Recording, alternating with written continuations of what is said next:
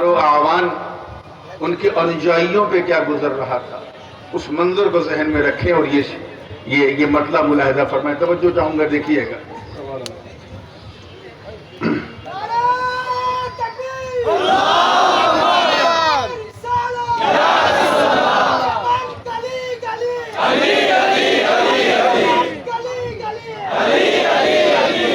توجہ چاہوں گا. قدم بڑھا کے چلے سب کا دل ہلا کے چلے، قدم بڑھا کے چلے سب کا دل ہلا کے چلے، قدم بڑھا کے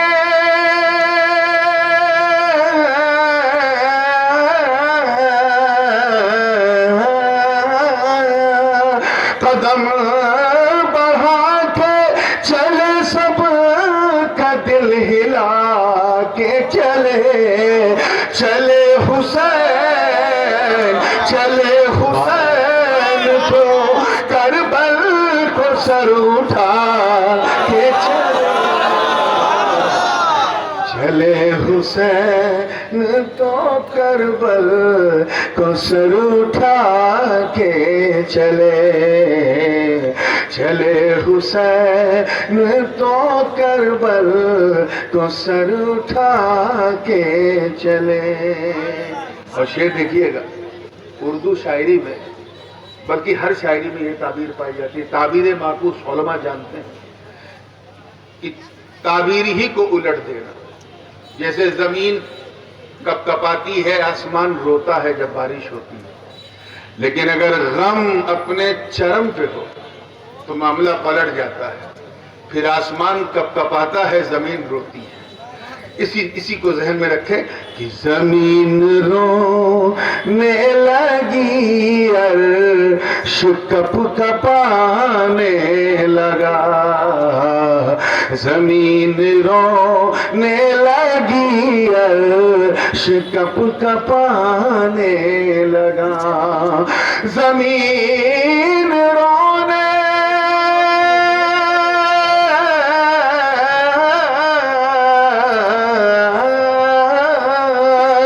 زمین رونے لگی، عرش کپ کپانے لگا.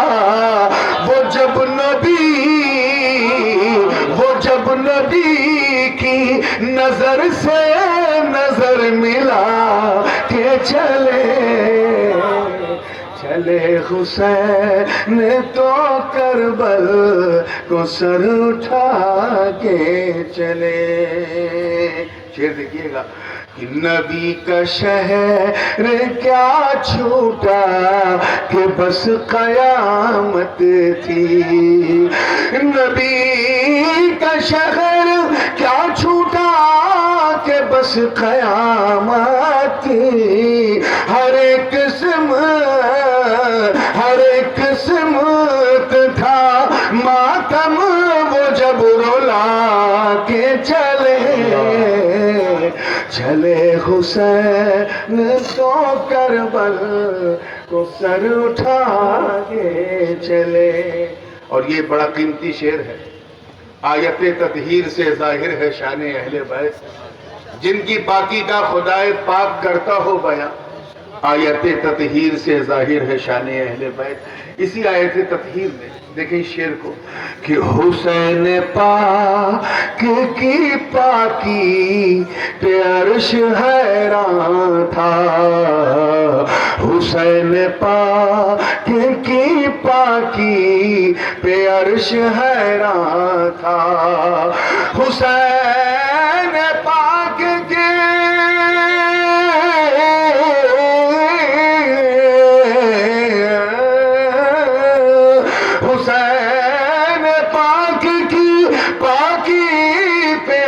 حیران تھا. رسول پاک کے اشکوں سے جب نہا کے چلے،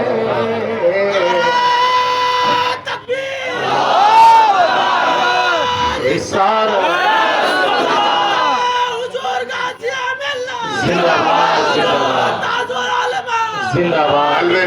الوداعی سلام ہے. ایک بیٹا اپنی ماں کی بارگاہ میں جا رہا ہے. توجہ چاہوں گا کہ پہنچ کے رونے لگے سیدہ کی تربت پر، پہنچ کے رونے لگے سیدہ کی تربت پر، پہنچ کے رونے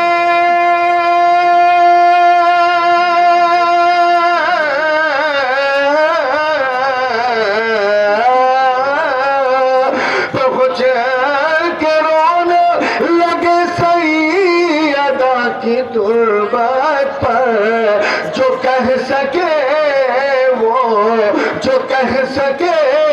وہ کہا اور کچھ چھپا کے چلے حسین تو کربل کو سر اٹھا کے چلے حسین تو کربل کو سر اٹھا کے چلے. اور آخری شعر ہے. فلسفہ شہادت کو ذہن میں رکھیے. میں جانتا ہوں کہ اردو آپ کی بھاشا نہیں ہے، لیکن آپ سمجھیں گے نہیں ایسی میری آشا بھی نہیں ہے.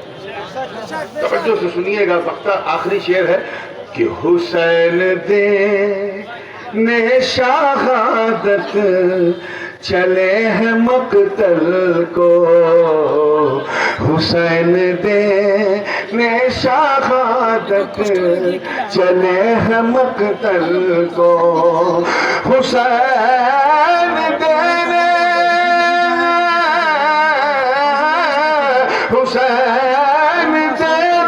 چلے ہیں، حسین دینے چلے ہیں، حسین دینے شہادت چلے ہیں مقتل کو.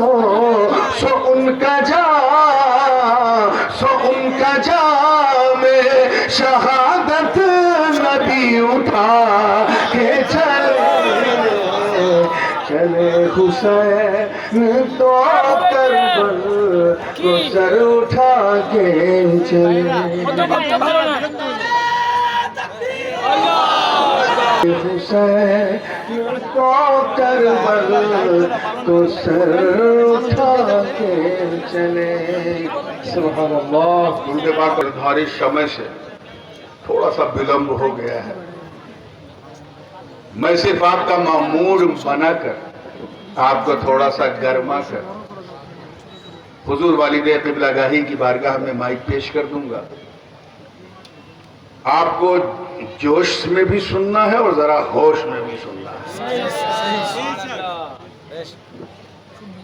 قرآن مقدس کا پہلا پارہ ہے. سورہ بقرہ شریف کی ایک آیت کریمہ کا خوبصورت حصہ ہے، جس کی تلاوت کا میں نے شرف حاصل کیا. اللہ پاک اپنے خلیل کو مخاطب فرما کر حضرت ابراہیم خلیل اللہ سے فرما رہا ہے، اے ابراہیم، میں تمہیں لوگوں کا امام بنانے والا ہوں. مسجد کا امام نہیں، سمست مانو جات کا امام، سبحان اللہ، پوری ہیومینٹی کا امام، پوری انسانیت کا امام. یہ ایک انیک ہالو پرسکار اللہ کی طرف سے ایک انعام تھا، ایک ریوارڈ ہے. اور ظاہر ہے یہ ریوارڈ ہمیشہ کسی نہ کسی بڑے بلیدان کے بعد دیا جاتا ہے. اگر آپ حضرت ابراہیم خلیل اللہ علیہ السلام کے جیون پر سنکھیپ میں دیکھیں تو پورا جیون آپ کا جو ہے وہ بلیدان ہی بلیدان سے بھرا ملے گا. تب کہا کہ میں تمہیں لوگوں کا امام بنانے والا ہوں. پرتھم بلیدان یہ کہ حضرت ابراہیم علیہ السلام حلب اور حمص کی وادی میں رہتے تھے. ایک ایسا استھان جہاں ہریالی تھی، پانی بھی ہے، سبزہ بھی ہے، سب کچھ ہے، اور وہ علاقہ نمرود کے دائرے حکومت میں، اس کی جو ریاست تھی، اس کی حکومت تھی، اسی کے انترگت پڑتا تھا۔ نمرود کا تو نام سنا ہے نا؟ جی سننے لائق نام نہیں ہے لیکن سنا ہوگا۔ اچھا بندہ نہ بن سکا، مولا ہونے کا دعویٰ کر رہا تھا۔ پھر گیا حضرت ابراہیم علیہ السلام سے، اللہ تعالیٰ نے حکم دیا ہے ابراہیم جا، نمرود کی آنکھوں میں آنکھیں ڈال کے حق کی بولی بول۔ حضرت ابراہیم سے مناظرہ ہوا، تفصیل میں جانے کا شمع نہیں ہے، شارٹیسٹ وے پاسبل سے کہوں تو وہ مناظرے میں حضرت ابراہیم کی بیجے ہو گئی۔ سبحان اللہ۔ وہ ہمارے ایک کہاوت مشہور ہے، کسی آنی بلی کھمبا نوچے۔ جب نمرود ہار گیا تو اس نے اگنی کنڈ بلند کیا، ایک آتش کا داں۔ حدیث میں آیا ہے کہ اس آگ کی لپٹیں جو ہے وہ آسمان سے باتیں کر رہی ہیں۔ ابھی حضرت اسماعیل علیہ السلام، حضرت اسحاق پیدا نہیں ہوئے، نور محمدی پیشانی ابراہیم ہے۔ حکم دیا کہ ایک منجنیق، ایک کرین کے ذریعے اس اگنی کنڈ میں ابراہیم کو اتارا جائے۔ ابھی آگ کے قریب ہی تھے کہ بلبل سدرہ حضرت جبریل نے اپنا نشیمن چھوڑا اور بارگاہ خلیل میں حاضر ہو کے عرض کیا، میں آئی ہیلپ یو، کیا میں آپ کی کوئی سہایتا کر سکتا ہوں؟ مدد، حل لک حاجتی یا ابراہیم، is there any need of mine O Ibrahim? He said by replying لا، نہیں، مجھے تیری ضرورت نہیں، جس کے لیے جا رہا ہوں وہ دیکھ رہا، وہ دیکھ رہا۔ اے روح الامین جبریل سنو، توجہ چاہوں گا اس جملے پر، اگر میں سب کے لیے جاتا تو تیری مدد مانگ لیتا، مگر آج ابراہیم سب کے لیے نہیں، صرف اپنے رب کے لیے جا رہا۔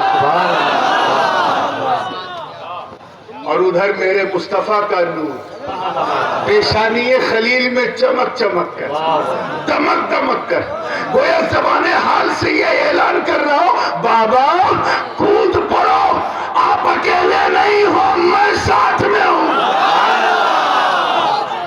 آواز آئی، یا نارکونی بردم و سلام علی ابراہیم، اے آگ ٹھنڈی ہو جا، سلامتی والی ہو جا ابراہیم کے لیے۔ اس پریچھا میں بھی کامیاب ہو گئے، دوسری پریچھا میں بھی کامیاب، تیسری ایک اور پریچھا ہوئی کہ یا ابراہیم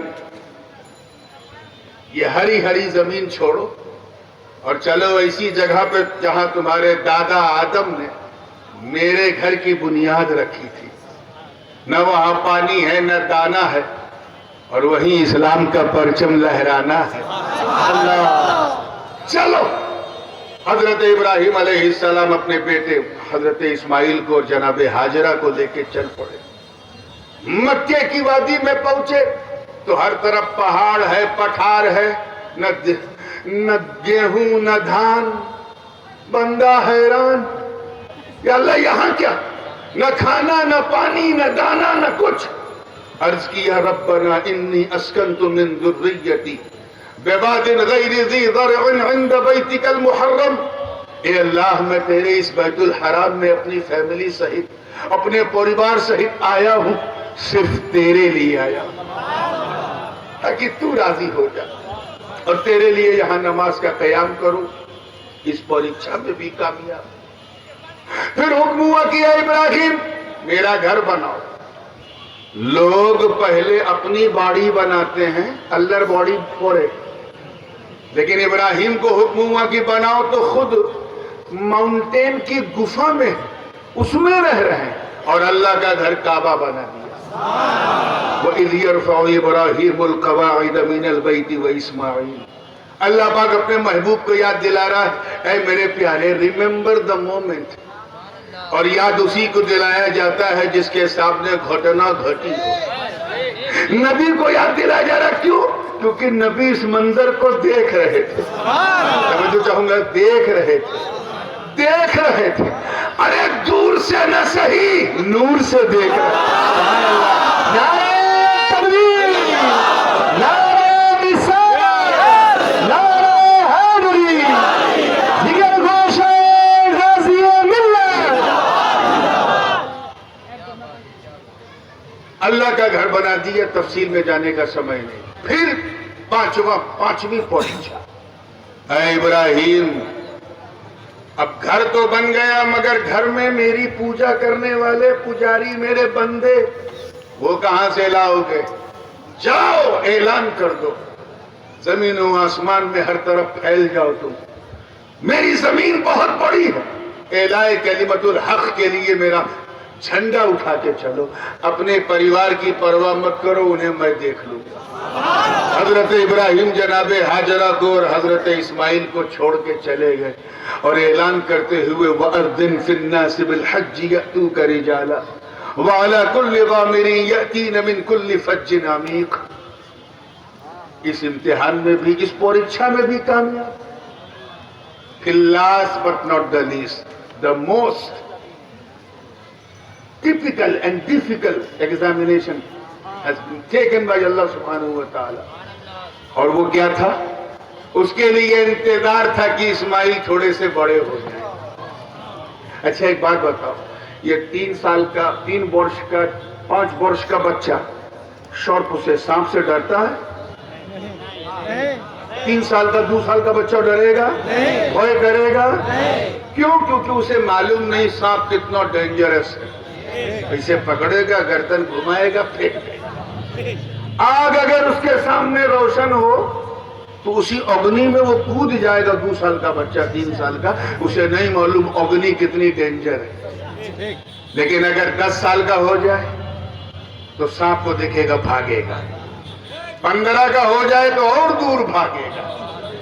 یہ تو پہچان ہے بندوں کی، بندے جس سے جتنا ڈرتے ہیں اتنا دور بھاگتے ہیں، اور جتنا عقل مند بندہ ہوتا ہے اتنی تیزی سے بھاگتا ہے، جتنا بدھیمان ہے اتنی جلدی بھاگے گا۔ ایک جملہ آ گیا، ایک بات حالانکہ موضوع سے ہٹی ہے لیکن سنیوں کے دل سے بالکل سٹی ہے، اس لیے اجازت ہو تو کہتا چلوں۔ اور کیا ہے؟ تو کہوں گا، ایک ہم ہے، تم، ہم جس سے ڈرتے دور بھاگتے ہیں، یعنی بندہ جس سے ڈرتا ہے دور بھاگتا ہے۔ سانپ سے ڈرا دور بھاگا، اگنی سے ڈرا دور بھاگا، شیر سے ڈرا دور بھاگا، ٹائیگر سے ڈرتا ہے دور بھاگتا ہے۔ مگر بندہ جب اپنے رب سے ڈرتا ہے تو جتنا ڈرتا جاتا ہے اللہ کے قریب ہوتا جاتا ہے۔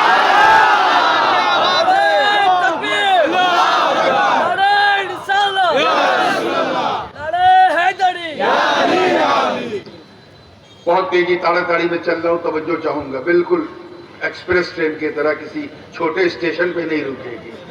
تیار ہیں نا آپ لوگ؟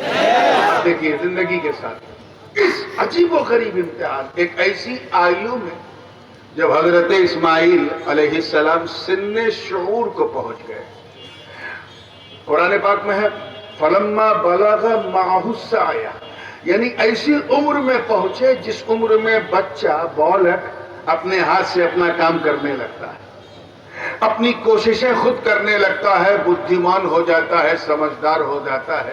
جب اس عمر میں حضرت اسماعیل پہنچے تو ایک سپنا آیا حضرت ابراہیم۔ کیا آیا؟ سپنا۔ اچھا سپنا کبھی اپنا نہیں ہوتا ہے، ہاں یہ بات دماغ میں رکھیے گا۔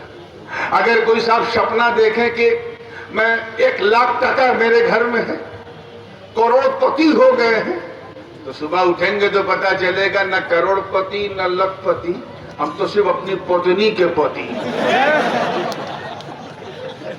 چلیے تھوڑا مسکرایا آپ نے، اللہ یہ مسکان آپ کے چہروں پہ سلامت رکھے۔ سپنا کبھی اپنا نہیں، لیکن خلیل اللہ کی خلت کو سلام، انہوں نے سپنے کو بھی اپنا بنا دیا۔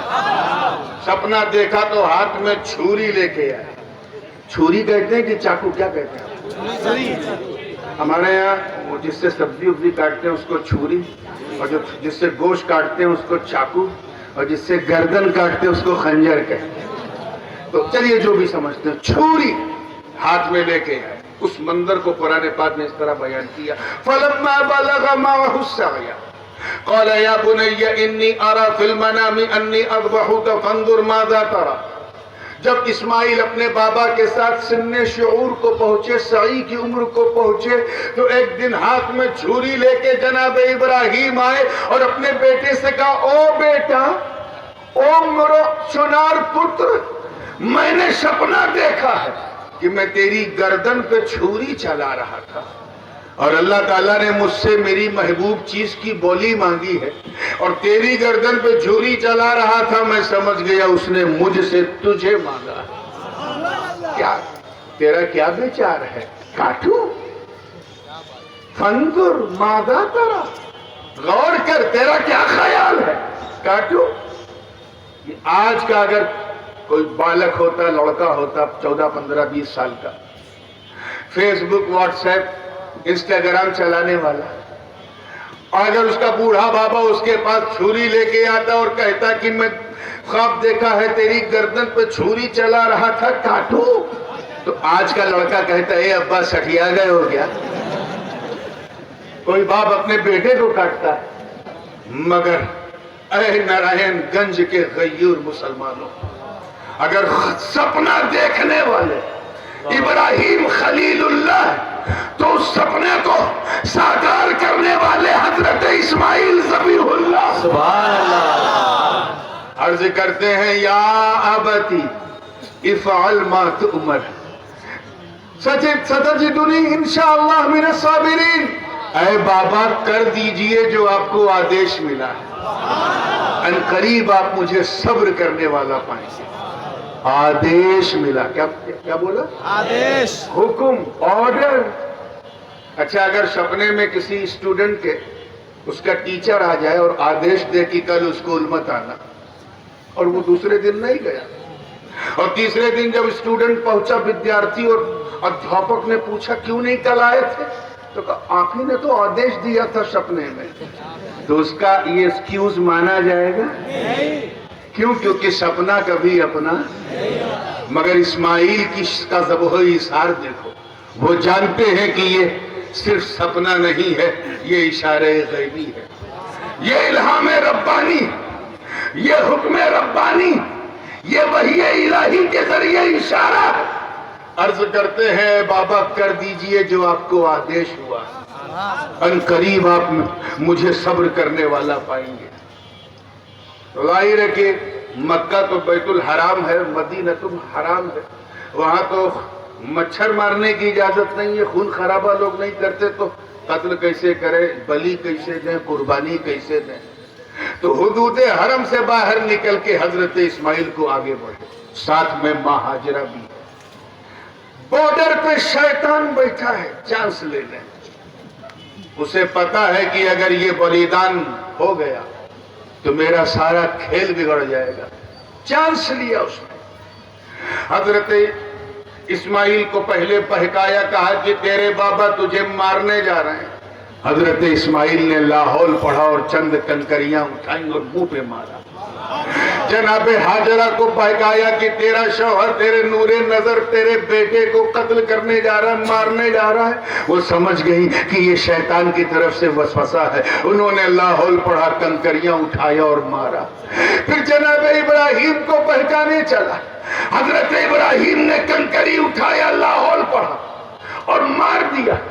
اور یہ تینوں کا مارنا اللہ کو اتنا پسند آیا کہ صبح قیامت تک محبوب کی امت سے یہ کام کروا رہا ہے۔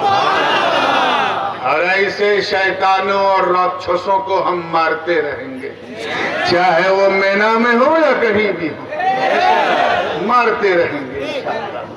خیر مختصر یہ ہے کہ ایک چوٹی، جو لوگ حج کر چکے ہیں، مینا گئے ہیں، تو جہاں پر جمرہ عقبہ ہے، وہاں سے لیفٹ سائڈ پہ ایک چھوٹا سا پہاڑ ہے، اس کی چوٹی پہ کسی زمانے میں وہاں ترکیوں نے نشاندہی کے طور پہ ایک مسجد بنائی تھی، جسے نجدیوں نے توڑ دیا وہاں لے گئے حضرت اسماعیل نے خواہش ظاہر کی کہ بابا میں چاہتا ہوں کہ جب آپ مجھے ذبح کریں تو میری پیشانی میرے مولا کے لیے شکر کے سجدے میں I want to perform sajda, then you can cut my neck from the back. پیچھے سے کاٹیں گے تو اس سے فائدہ میرا یہ ہوگا کہ میں آپ کو نہیں دیکھوں گا. حضرت ابراہیم نے جب یہ سنا تو کہا اچھا تو مجھے نہیں دیکھے گا لیکن میں تو تجھے دیکھوں گا نا. تو اپنی آنکھوں میں پٹی باندھ لی, سجدے میں اسماعیل, زبان پر سبحان ربی الاعلیٰ. یہاں مفسرین کا اختلاف ہے, بعض نے یہ کہا کہ جب گردن پہ خنجر چلا, چھری چلی تو حضرت اسماعیل کی گردن تانبے کی بن گئی, کٹ ہی نہیں رہی تھی, کٹ ہی نہیں رہی تھی. عاجز آ کر حضرت ابراہیم نے چھری کو پہاڑ کی طرف پھینکا, ایک چٹان سے چھری ٹکرائی تو چٹان کے 2 ٹکڑے ہو گئے, اتنی تیز. مگر جب اسے گردن اسماعیل پہ رکھ رہے تو گردن کٹ ہی نہیں رہی. اسی درمیان اللہ نے عرش سے ایک میڈھا بھیجا, وہ میڈھا کٹ گیا, اسماعیل کی گردن بچ گئی. یا اللہ معاملہ کیا ہے؟ آواز آئی سن, گردن اسماعیل کٹے تو کیسے کٹے؟ ارے وہ نور جو تیری پیشانی میں چمک رہا تھا وہ اب اسماعیل کی پیشانی میں آ چکا.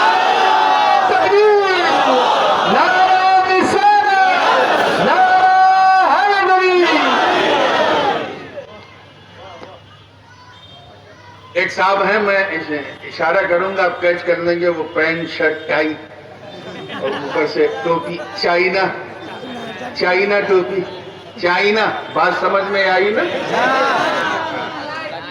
نالائق سمجھ لیا, بولنا نہیں آتا اردو قاعدے سے. کہتا کہ حضرت ابراہیم نے اس لیے اپنی آئیز کو کلوز کیا تھا کیونکہ معاملہ بیٹے کا تھا, کہیں ارادہ بدل نہ جائے, کہیں چھری چھٹک نہ جائے, کہیں یہ نہ ہو جائے. اس بدبخت سے کہو کس ابراہیم کے بارے میں کہہ رہا ہے؟ وہ جو نمرود کی آنکھوں میں آنکھیں ڈال کے حق کی بولی بولے, جو آتش نمرود میں اترتے وقت بلبل سدرہ جبریل کی مدد بھی نہ مانگے. ارے جو کسی بادشاہ سے نہ ڈرتا ہو, آگ سے نہ ڈرتا ہو, وہ اس چیز سے ڈرے گا تو پھر کیوں پٹی باندھی؟ تو سن, یہ راز تھا. پٹی اس لیے باندھی کیونکہ پٹی باندھنا ضروری تھا. توجہ چاہوں گا, اللہ کرے سمجھ میں آ جائے. اگر آنکھوں میں پٹی نہ ہوتی تو وہ قربانی, وہ بلیدان بھی پورن نہ ہوتا, مکمل نہ ہوتا. کیوں؟ کیونکہ سب جانتے ہیں کہ جیسے ہی گردن پہ چھری چلی, اللہ نے ایک ہی لحظے میں عرش سے میڈھا اتارا, میڈھے کی گردن کٹ گئی, اسماعیل کی گردن بچ گئی. مطلب صاف ہے, گویا رب ذوالجلال یہ فرما رہا ہے ابراہیم آنکھ بند کر کے چھری چلانا تاکہ جب میرا کرم بطفیل مصطفیٰ تیرے اسماعیل کی گردن کو بچا کر میڈھے کو قربان کرے گا تو دنیا دیکھے گی کہ میڈھا کٹ رہا ہے, تیرا دل بولے گا بیٹا کٹ رہا ہے.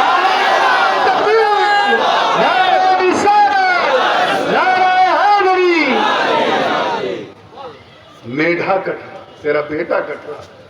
یہ وہ قربانی تھی. فلما اسلما وتلہ للجبین, جب دیکھا پٹی کھولی تو دیکھا اسماعیل کھڑے مسکرا رہے,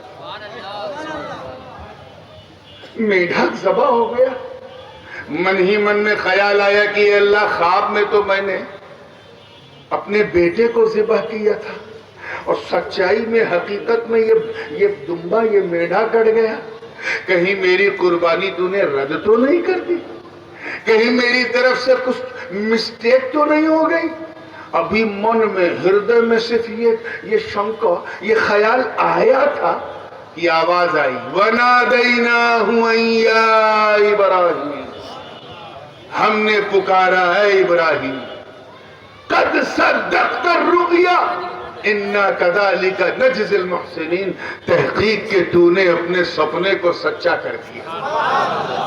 اور ہم احسان مند بندوں کا بدلہ اسے ہی دیتے ہیں کہ ان کا کام بھی ہو جائے نقصان بھی نہ ہو۔ اور اے ابراہیم تو نے میرے لیے بڑی بڑی جٹل اور بہت ہی کٹھن پریچھا دی ہے، مگر ان ھذا، توجہ چاہوں گا، لہو البلاء المبین، یہ اب تک کی سب سے کٹھن پریچھا تھی، تو اس میں بھی کامیاب، اس لیے ریوارڈ سن، وَفَدَيْنَاهُ بِذِبْحٍ عَظِيمٍ، ہم نے تیرے اس قربانی کے فدیے کو ذبح عظیم یعنی مہان قربانی قرار دیا۔ اچھا ایک بات بتاؤ، یہ جو آپ لوگ بوچر کی دکان سے، کسائی کی دکان سے گوشت خریدتے ہو، اس کو کیا کہتے ہیں؟ قربانی کا گوشت کہتے ہیں؟ نہیں، لیکن جو 10 ذوالحجہ کو، 11 کو، 12 کو جو ہم لوگ ایام نہر میں کرتے ہیں اسے کیا کہتے ہیں؟ قربانی۔ تو دونوں میں انتر ہے نا، فرق ہے نا؟ ٹھیک، اب آئیے دوسرا چیپٹر۔ سپنے میں کس کی گردن کٹی تھی؟ اسماعیل علیہ السلام۔ اور حقیقت میں کس کی کٹی؟ میڑھے کی کٹی، بکرے کی کٹی، ٹھیک ہے۔ اچھا یہ بتائیے، انسان مہان ہوتا ہے کہ جانور؟ اشرف المخلوقات ہے۔ اور پھر اسماعیل تو بہت مہان، وہ تو نبی ہیں، رسول ہیں، تو اسماعیل ہیں سپیریئر۔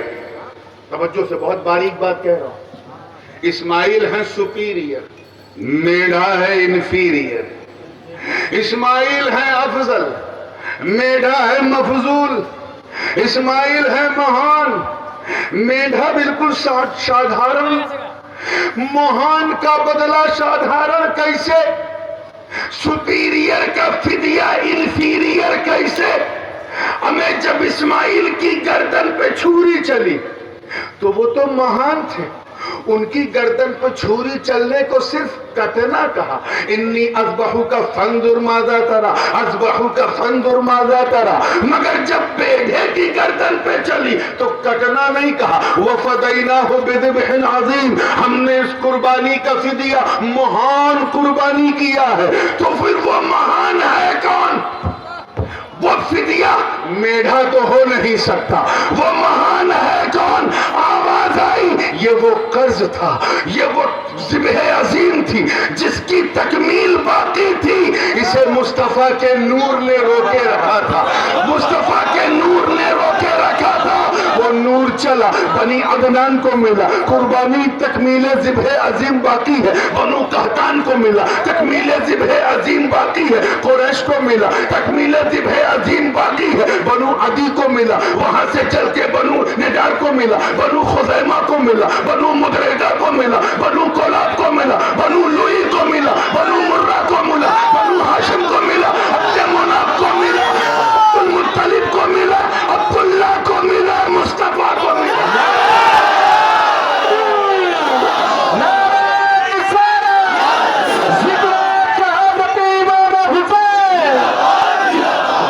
سبحان اللہ۔ یا حسین۔ ایک بات یاد رکھیے گا، سید، توجہ چاہوں گا، سید اپنے کاندھے پہ کسی کا قرض زیادہ دیر تک نہیں رکھتا۔ نور پاک مصطفیٰ کو مکے میں ظاہر ہونا تھا، اس لیے سب کی گردنیں بچتی گئیں، پہلے والوں کی گردنیں بچتی رہی، سرکشت رہی، محفوظ رہی۔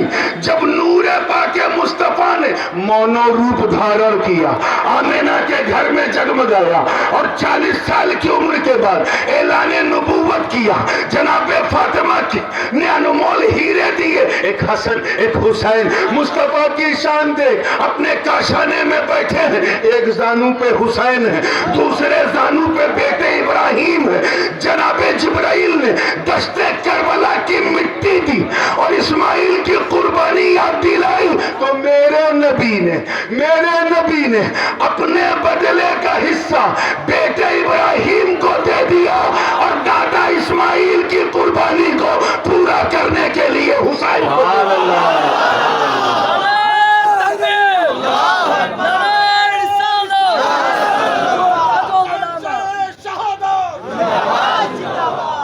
اسی لیے جب حسین نے آخری سجدہ کیا تو دنیا جان گئی.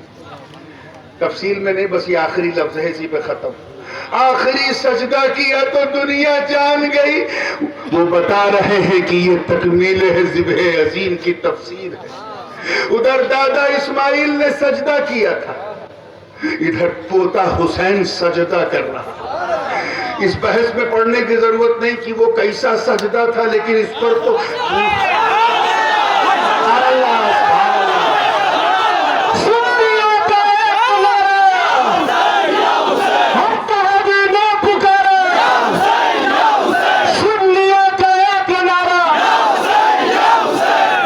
نماز کا سجدہ تھا کہ سنت کا تھا کہ فرض کا تھا کہ واجب کا تھا. وہاں تو وضو کے لیے پانی نہیں تھا، بدن پہ خون لگا تھا، تو تیمم کیسے کرتے؟ اس بحث میں مت پڑو. سجدہ تو تھا، سجدہ تو تھا. شکر کا سجدہ تھا کہ نہیں؟ چلیے ہی مان لے کہ شکر کا سجدہ تھا. اسماعیل نے بھی نماز والا نہیں، شکر ہی کا سجدہ کیا. ادھر دادا نے شکر کا سجدہ، ادھر پوتے نے شکر کا سجدہ. مگر دونوں قربانی میں فرق یہ ہے کہ اسماعیل کی گردن پہ چھری چلی تو گردن بچ گئی. یہاں پوتے حسین کی گردن پہ چلی تو گردن کٹ گئی. اب میں حضور والد گرامی کے قدموں کا بوسہ لیتے ہوں، انہی کا تاریخی جملہ دے رہا ہوں. اللہ کرے ہر دل والے کے حوالے ہو جائے. یا اللہ راز کیا ہے؟ دادا کی گردن بچ گئی، پوتے کی گردن کٹ گئی، مسئلہ کیا ہے؟ تو رہنمائی ہوئی. کہا سن، اسماعیل کو توجہ چاہوں گا جملہ ضائع نہ ہو. اسماعیل کو مینا میں بچا کر نور محمدی کو بچا لیا، اور شبیر کو کربلا میں قربان کر کے دین محمد.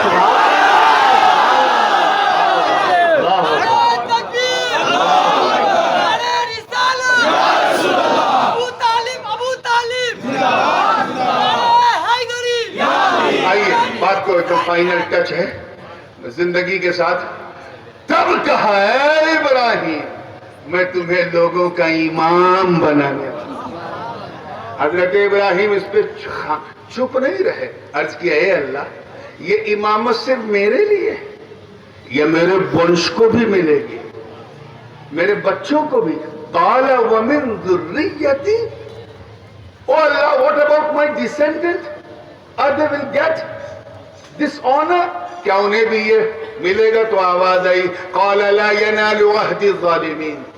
اے ابراہیم میرا یہ وعدہ ظالموں کے لیے نہیں، یعنی تیرے ونش کو ملے گا امامت، مگر تیرے ونش ٹو ٹائپس، دو طرح کے ہوں گے. عالم بھی ہوں گے، ظالم بھی ہوں گے، صابر بھی ہوں گے، جابر بھی ہوں گے، حقدار بھی ہوں گے، عیار بھی ہوں گے. دو ٹائپ کے ہوں گے، دو ٹائپ کے ہوں گے. دشتے کربلا نے وہ منظر دکھا دیا، ایک طرف حسین ہے، ایک طرف یزید. دونوں بنی ابراہیم، دونوں بنی اسماعیل، دونوں بنی قریش، دونوں بنی لوئی، دونوں بنو مدرکہ، دونوں بنو خزیمہ، دونوں بنو قصی، دونوں کی رگوں میں ابراہیم کا ڈی این اے. مگر یہ خلافت نہیں، امامت ہے. امامت اس کے لیے اللہ نے یزید جابر کو نہیں، حسین صادق کو. یہی وہ دستے امامت تھا جسے بچانے کے لیے حسین چلے تھے. لوگ اپنے سر کو بچانے کے لیے ہاتھ آگے کر دیتے ہیں تاکہ سر بچ جائے. آقا حسین تیری شہادت کو سلام، آپ نے اپنے ہاتھ کو بچانے کے لیے سر آگے کر دیا اور بتا دیا کہ سر تو حسین کا ہے مگر یہ ہاتھ دادا ابراہیم کی امانت. انشاءاللہ یہ سلسلہ چلتا رہے گا. اور سب سے آخر میں حضرت امام مہدی علی جدہ وعلیہ السلام جب وہ آئیں گے تو یہ امامت کبریٰ کا آخری تاج ان کے سر پہ رکھا جائے گا. وآخر دعوانا ان الحمدللہ رب العالمین. السلام.